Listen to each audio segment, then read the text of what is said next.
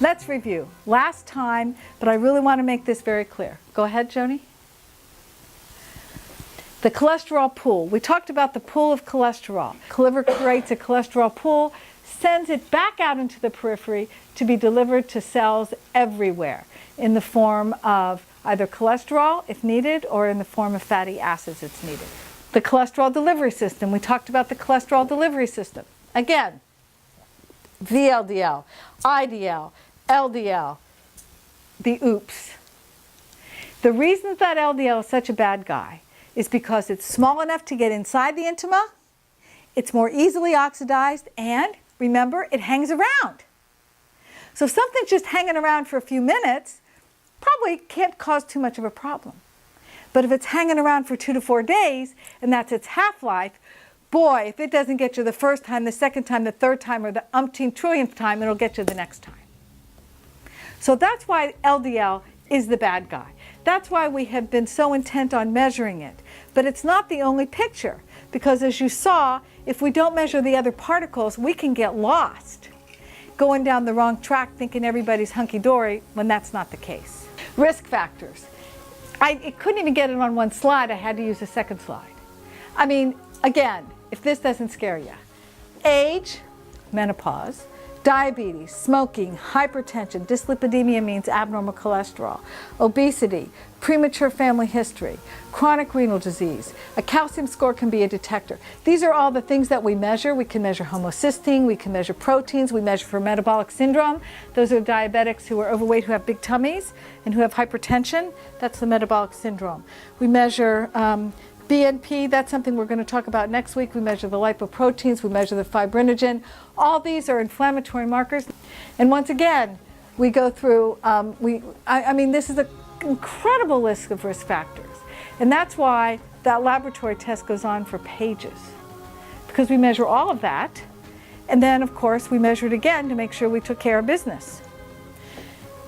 Age. Family history, coronary artery disease, history thereof, hypertension, cigarette smoking, diabetes, hypercholesterolemia, a low HDL cholesterol, which is the recovery molecule, hypertriglyceridemia, and these things happen in your diabetics and being overweight. The reason that overweight is so important is in our fat cells, particularly in those fat cells inside on our tummy and the visceral fat cells, they make various inflammatory proteins. So they are part of the inflammatory process. We can have a separate lecture where we could talk all about that. It was in your newsletter, but it is quite fascinating. Obesity, when you look at the data, it's not as striking as diabetes and hypertension in terms of risk factors, but that's because there's different kinds of obesity. If you really measure visceral fat, and that's one of my goals, if anybody really wants to know how much visceral fat you have, you can do a CT scan and you can actually measure how much fat you have around your organ systems. So you may not wear it on your hips, but if you wear it inside, it's a problem. So, getting to goal. The goals have changed. The rules have changed. And of course, we need to catch up, or the rules need to catch up with us, as a matter of fact. An interesting study. The drug Provastatin, or Provocol, wanted to prove that it was as good as Lipitor. So they did a study called Prove It. And patients who came into the emergency room with a heart attack, so these were documented heart attack patients. I want to make that clear. It's not you guys. I'm sitting in the ER and I've got a heart attack. They gave some of the people Provocol in a lower dose and some of the people high-dose Lipitor. And they looked to see what happened over time. They stopped the study in 30 days. Because in the first 30 days, they saw an appreciable difference. The people with Lipitor lowered their cholesterol to as low as 40 to 50, and they survived longer, even at 30 days. Now, here's what's interesting about Lipitor. It seems to be an anti-inflammatory. So as we'll learn next week, and this will hopefully secure your coming back, because it's really quite fascinating. We don't know what these statins do. We all talk about them lowering LDL. But that may not be their prime purpose. Their prime purpose may be in blocking that oxidation and in decreasing inflammation. In fact, there are studies going on now where we're using high-dose statins with people who have sepsis or inflammation, And certainly in stroke, when people come into the hospital with stroke, I just shove in a huge amount of Lipitor. I have a patient who, and I think I've told this story a zillion times, and excuse me, but it's just so, it just tells the story so much. A patient of mine had a known history of coronary artery disease. She never had a heart attack, but we knew she had schmutz and she had diabetes. She also had a disease called, she has a disease called biliary cirrhosis. That's an inflammation of the liver.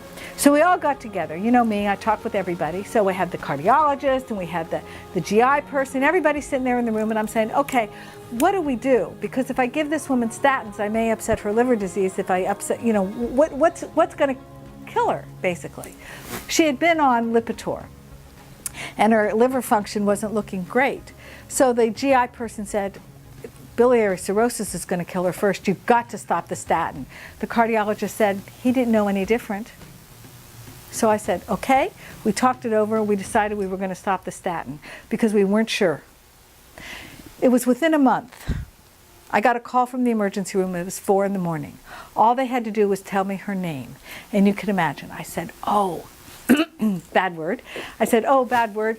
Give her 80 milligrams of Lipitor right now. I stopped that drug within the last month. She did fine. She's alive and very well today.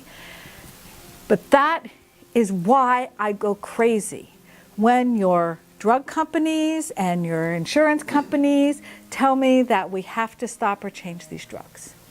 I've seen it cause imminent death because these drugs are stopping this process. Now, it's one thing when this process happens in your finger or in your leg and you might get a leg pain. It's another thing when this process happens in your brain and you end up like my mother. That's a stroke. We cannot afford that. It is an unmentionable in this office. It's just not allowed. It is not allowed. Hence, because we know so little, and yet we know so much, we have to take what we know and apply it. I don't know what else we don't know. I do know how important this is. I do know that in years to come, we'll find better things. But for right now, we can stop that inflammation. We can stop it dead in its tracks. And I think it is implicit to us to look for it, and if it's there, to stop it before it does anything bad to us. Look at this. We talked about most of this stuff here today. So we went through a very complex process, and hopefully I made it understandable in some sense. Go ahead, Joni. This is not allowed. It just cannot happen. It doesn't have to happen. Next slide. Thank you very much.